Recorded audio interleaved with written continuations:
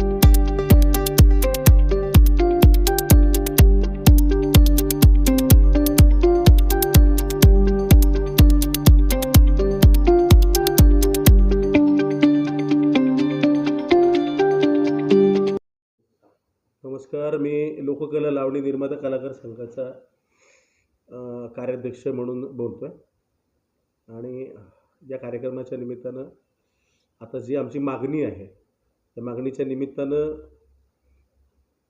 एकतर लावणीला लोक अनुदान मिळावं, कारण याच्या अगोदर बऱ्याचशा लोककलांना अनुदान हा प्रकार मिळालेला आहे।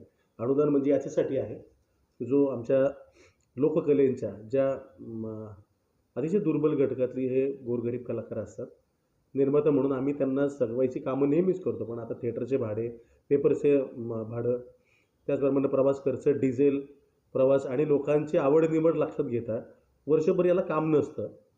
पण या बऱ्याचशा लोकांची जवळजवळ हजारो मंडळी आहेत की याच्यावर उपजीविका चालू आहे आणि यांना प्रत्येकाला सरकार दरबारी मायबाप सरकार यांनी आम्हाला लोक अनुदान द्यावं आणि याचा समावेश आपल्याकडे करून घ्यावा अशी सरकारला नम्र विनंती आहे।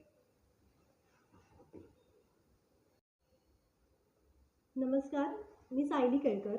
मी लोककला लावणी निर्माता कलाकार संघाची उपसचिव म्हणून बोलतेय। मी स्वतः लावणी आर्टिस्ट आहे, गेले 16 वर्ष मी लावणी करतेय आणि या क्षेत्रामध्ये लावणीला जो इतर कलांसारखा मान आहे तो मान मिळत नाही आहे। एक वेळ तमाशाला पण आपण म्हणतो की तमाशाला पण आपण बऱ्यापैकी सवलती दिलेल्या आहेत, पण व्यावसायिक लावणी किंवा लोककला म्हणून आपण ह्याला थोडंसं दुर्लक्षित केलं असं मला वाटतं। त्यामध्ये एक अनुदान आलं, थिएटरच्या गोष्टी आल्या की लावणीला सगळीकडे थिएटर अवेलेबल नाही आहेत, त्याची भाडी जास्ती आहेत, बुकिंग त्या मनाने कमी आहे। मग सरकारने थोडंसं थिएटरला भाडी कमी करावीत व्यावसायिक लावणीसाठी किंवा इतर लोककलांसाठी, थोडंसं एक योग्य दर्जा द्यावा, त्याला पण हव्या सगळ्या गोष्टी उपलब्ध करून द्याव्यात, मदत सगळ्या मिळवून द्याव्यात।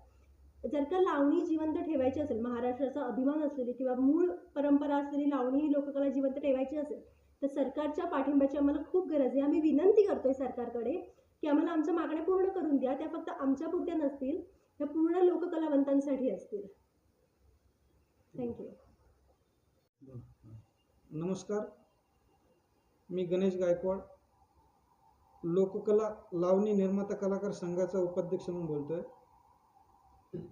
आमची आता सध्या जी आमची मागणी आहे सरकारकडे की तुम्ही महाराष्ट्रातल्या विविध भागात, विविध जिल्ह्यांमध्ये जे तुम्ही आता अनुदान पॅकेज जाहीर केलेले आहे इतर कलेच्या विविध घटकातील प्रकारांना, तर त्यात मग आमची लावणीच वंचित का? आज आम्ही पूर्ण महाराष्ट्रातील कलावंत आणि निर्मात्यांच्या वतीने आम्ही सर्व निर्माते मिळून आमचं हेच म्हणणं आहे आणि आम्ही सर्वांसाठी काम करतोय की प्रत्येक लावणी निर्मात्याला अनुदान पॅकेज मिळावं।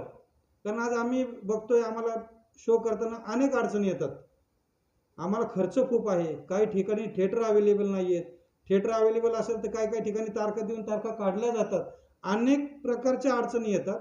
तर त्यासाठी माझं आशिष शेलार साहेबांना नम्र विनंती आहे की तुम्ही कलेच्या विविध घटकातील जे घटक आहेत कला प्रकार, त्यांना तुम्ही जसं अनुदान जाहीर करता तसं आमच्या लावणीलाही तुम्ही अनुदान जाहीर करावं, हीच माझी सरकारला विनंती आहे.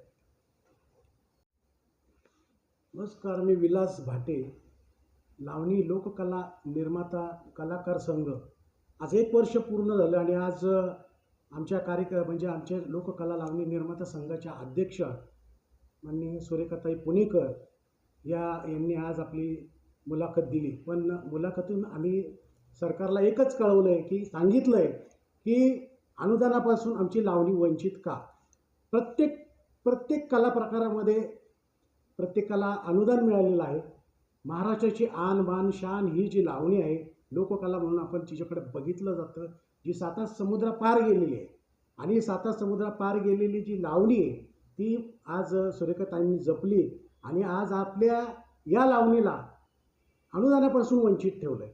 असे अनेक प्रकार तुम्हाला बघायला मिळतील. कारण आत्ताच माननीय ॲडव्होकेट आशिष शेलार सांस्कृतिक मंत्री यांनी बरेचसे पॅकेज जाहीर केलं, पण त्यातून आमचं लावणीचं अनुदान अद्यापही त्या पॅकेजमध्ये आलेलं नाही. का? कारण आज कुठल्याही बाहेरच्या देशामध्ये कुठेही जरी लंडन असू द्या, अमेरिका असू द्या, तर महाराष्ट्राचं कल्चरल हे मागितलं जातं.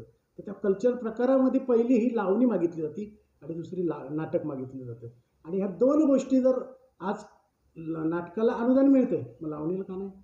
लावणीला पण अनुदान मिळालं पाहिजे. तसंच कलाकाराच्या भरपूर अडचणी आहेत. कलाकाराचा आज ॲक्सिडेंट झाला, कुठलं काय झालं तर त्यांना हॉस्पिटल नाही आहे. म्हणजे हॉस्पिटलचा प्रश्नसुद्धा आम्ही दुपारी मांडला होता, ताईंनीसुद्धा मांडला होता. तर हॉस्पिटल हे फक्त कलाकारांसाठीच हो, आणि तो कुठल्याही ह्याच्यातला कलाकार असला तर त्या कलाकाराला त्या हॉस्पिटलची जी सरकारने जे हॉस्पिटल देईल ते सगळ्या कलावंतांसाठी असावं असं माझं म्हणणं आहे. आणि अनुदानाचा विषय आहे. बरेच कलाकार याच्यापासून वंचित आहेत, निर्माते वंचित आहेत.